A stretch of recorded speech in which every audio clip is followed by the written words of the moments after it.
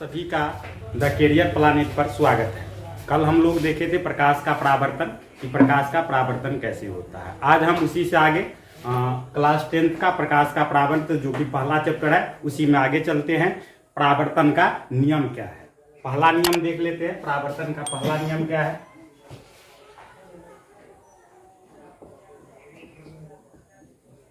पहला नियम परावर्तन का दो नियम है, जिसमें से पहला नियम कहता है कि आपतित किरण, परावर्तित किरण और अभिलंब तीनों एक ही तल में होते हैं। आपतित किरण,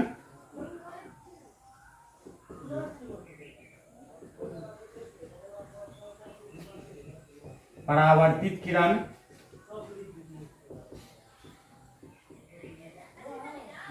और आपतन बिंदु पर खींचा गया अभिलंब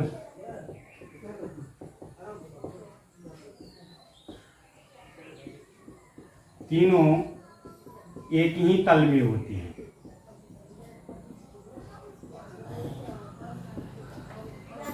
क्या है पहला नियम? कि आपतित किरण, परावर्तित किरण और अभिलंब तीनों एक ही तल में होते हैं या एक ही समतल में होते हैं, एक ही प्लेन पे होते हैं। जैसे यहां देख लो कि ये एक परावर्तक सतह है, इस पर ये रही आपतित किरण और ये रहा परावर्तित किरण और इसके बीच में अभिलंब। तीनों क्या होता है? एक ही बिंदु पे होता है। तीनों कहाँ है? एक ही बिंदु O पर है। और दूसरा नियम है दूसरा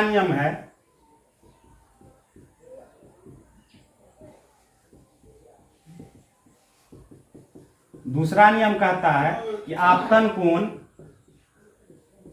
जिसे I से सूचित किया जाता है, बराबर होता है परावर्तन कोण के। आपतन कोण बराबर होता है परावर्तन कोण के, जिसे किस चीज द्वारा दिखाया जाता है? R से दिखाया जाता है। आपतन कोण बराबर होता है परावर्तन कोण के। ये वाला कोण, ये कोण जितना होगा उतना ही होगा ये, यानी कि I बराबर हो जाएगा R का। मान लो कि ये अगर 30 डिग्री है, ये अगर 30 डिग्री का कोण बना रहा है तो ये भी बनाएगा 30 डिग्री का कोण। ठीक, यानी कि अगर आपतन कोण 30 डिग्री का है तो परावर्तन कोण भी 30 डिग्री का होगा। तो हम लोगों ने देखा कि परावर्तन का दो नियम है। दो नियम में पहला नियम कहता है कि आपतित किरण, परावर्तित किरण और अभिलंब तीनों एक ही समतल में होते हैं। दूसरा नियम कहता है कि आपतन कोण और परावर्तन कोण आपस में बराबर होता है। अब देख लेते हैं मिरर, दर्पण। दर्पण क्या होता है? दर्पण नाम तो सुना होगा।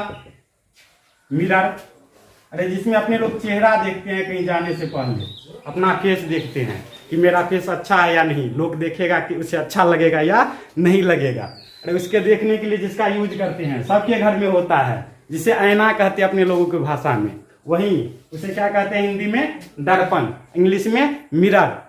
ठीक, मिरर क्या है? तो देखा होगा मिरर क्या रहता है? प्लेन रहता है, चिकनी सतह रहता है, चमकीला सतह रहता है। कहेंगे वह चिकनी और चमकीली सतह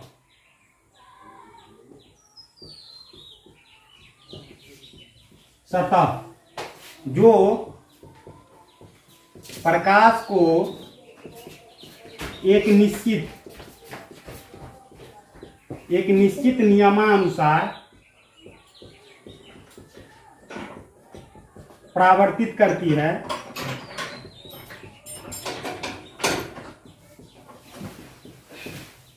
तथा जिसका एक भाग रजतित अवश्य रहता है। एक भाग रजतित अवश्य रहता है।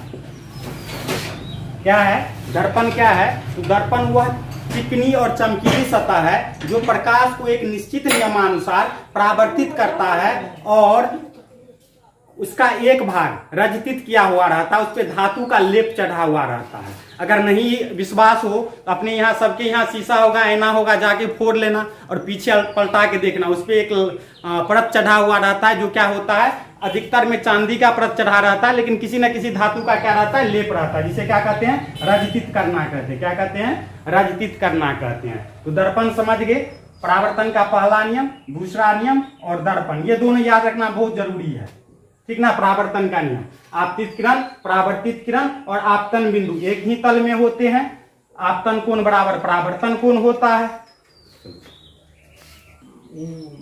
मुंह ने देखा तो जैसे ना सब बात। दर्पण 3 प्रकार के होते हैं। दर्पण को देख लेते हैं।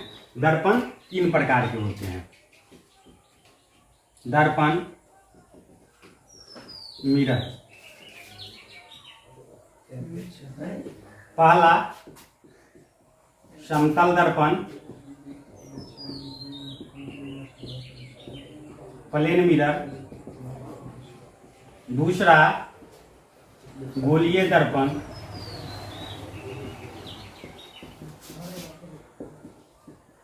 Spherical mirror. और तीसरा है परवलयिक, परवलयिक दर्पण, पाराबोलिक।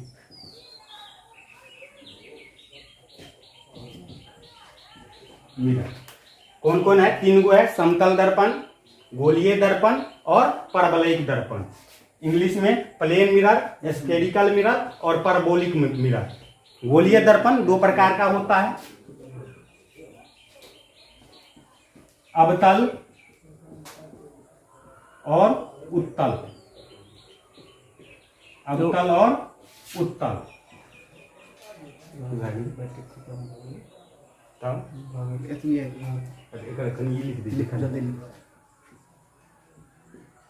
Concave, convex. 5% अब चलते हैं। चलो 15 चलो फिर कॉपियो कर दो ना। कनकेव, कन्वेक्स दर्पण। फास्ट ही हमें क्या पढ़ना है? मेन रूप से गोलीय दर्पण पढ़ना है। इस चैप्टर में मेन रूप से क्या पढ़ना है? गोलीय दर्पण पढ़ना है। गोलीय दर्पण में अवतल और उत्तल दर्पण पढ़ना है। इन दोनों का बस नाम जानना है और इसका तो केवल नाम ही जानना था कि है क्या। इसमें थोड़ा सा देख लेना कि इसमें इमेज कैसे कैसे बनता है, प्रतिबिंब कैसे कैसे बनता है, और अधिक नहीं पढ़ना है। मेन पढ़ना किसको है? हमें गोलीय दर्पण। गोलीय दर्पण में अवतल और उत्तल को पढ़ना है। इसमें से पहला देख लेते हैं समतल दर्पण। समतल दर्पण क्या है? तो जिसका परावर्तक सतह प्लेन है, जिसका परावर्तक सतह क्या होता है? समतल होता है, उसे हम समतल दर्पण कहते हैं। परावर्तक सतह समतल रहना चाहिए। ये जैसे ये है, ये एम क्या हो गया? समतल दर्पण हो गया। इसे हम क्या कहेंगे? समतल दर्पण। ठीक, समतल दर्पण क्या हुआ? जिसका परावर्तक सतह समतल हो, समतल दर्पण कहलाता है। दूसरा है गोलीय दर्पण।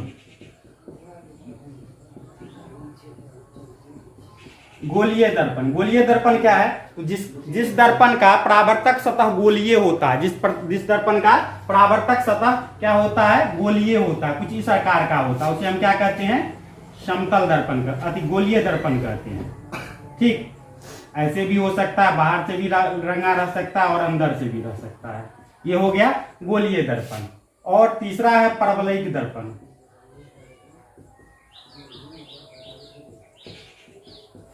परवलयिक दर्पण क्या है? जिसका परावर्तक सतह पूर्ण रूप से गोलीय नहीं होता है, जिसका परावर्तक सतह पूर्ण रूप से गोलीय नहीं होता, उसे क्या कहते हैं? परवलयिक दर्पण कहते हैं। कुछ इस प्रकार से ये हो गया परवलयिक दर्पण।